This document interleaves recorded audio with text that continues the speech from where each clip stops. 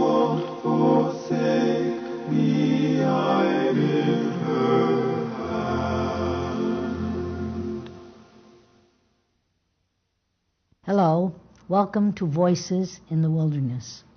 I am Pastor Lorraine Bouffard, Bishop of the Diocese of Connecticut for the American Ecumenical Catholic Church. Today's show is about Mary, the Mother of Jesus, and I'm doing it in gratitude for the help that she has given me and others that I have prayed for. You see, when I was growing up in the Roman Catholic Church, the Mass was still being said in Latin, and those of us who were my age would follow along in a missal with the English translations. But the older folks, especially the women, would be saying the rosary during that time. And I suspect that the women also had a great devotion to Mary, which didn't seem to be for my generation. I would, however, like to play for you to begin this show one of my most favorite hymns, the Ave Maria by Schubert, and it's being sung by the Daughters of St. Paul in Boston.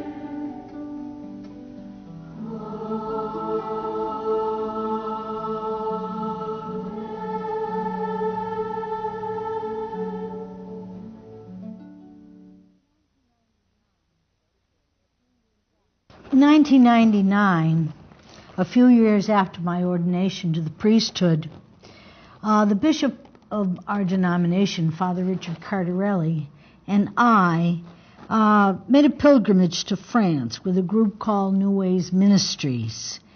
Sister Janine Gramick, a school sister of Notre Dame, and led this group, and the two of us shared the fact that we both did not understand why we did not have devotions to Mary, but she revealed that she didn't know too many religious sisters that did.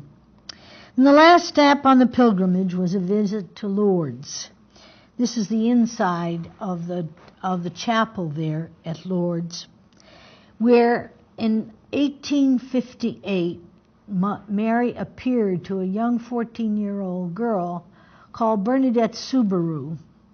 And she asked Bernadette to do three things: to drink water from the spring, which was not, a spring was not there until Bernadette dug at the ground, and then to ask the priest to build a chapel there, and then ask people to come in procession. Since that time, millions and millions of people have made pilgrimages to Lourdes, and thousands upon thousands have received cures. Now, while I was there, I thought it would be a good time. You see me there in the picture with the red coat. I was kneeling in front of the grotto where the Blessed Mother appeared, and I thought it would be a good time to seek a cure from my apathy with the Mother of Jesus. So I prayed to her, and I said this prayer, which I have since said nightly, to help me and those for whom I have been asked to pray for. This is the prayer that I say. Blessed Mary, inspired by the knowledge that no one who ever asked, sought your help, was left unanswered, I come to you now fully confident that you will hear my plea, and I humbly ask you to grant me the grace to imitate your virtues and persevere in a good Christian life. Our Lady of Lourdes, pray for me. Now, this show is going to be telling you a little bit about the life of the Blessed Mother. Her name was Miriam, and it was a very common name. And like all Jewish females, her birth was not recorded. And we really don't know the name of her parents, but the early church called them Anna and Joachim. From the New Testament, we are told she lived in Nazareth. And, she no way resembled those Renaissance beauties depicted in art. In fact, as a Semite, she had dark skin, hair, eyes, and probably a pretty good, hearty physique, enough to keep up with the household tasks required for her to maintain a large household. Archaeological studies and excavations have shown Galilee to be at 1,000-foot elevation in the Galilee. And because it was that high, it was off the beaten track. However, it was close enough to one of the busiest trade routes of ancient Palestine. And we are told that Mary was engaged to a man called Joseph of the house of David. Now, growing up, we were taught that Joseph was a carpenter. Since that time, biblical scholarship has found out that the word tekton was not an adequate expression for a carpenter. A tekton was one who was a skilled craftsman who worked with wood. So Joseph probably was most likely to find adequate employment in Sepphoris, which was just a few miles away. Sepphoris, the administrative center of the Roman provincial government, had a population of about 30,000 people.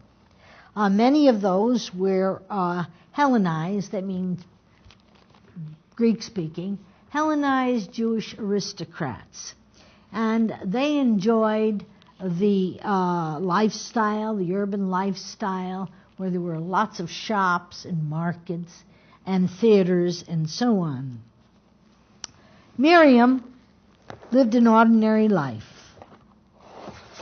Yet, she had the extraordinary invitation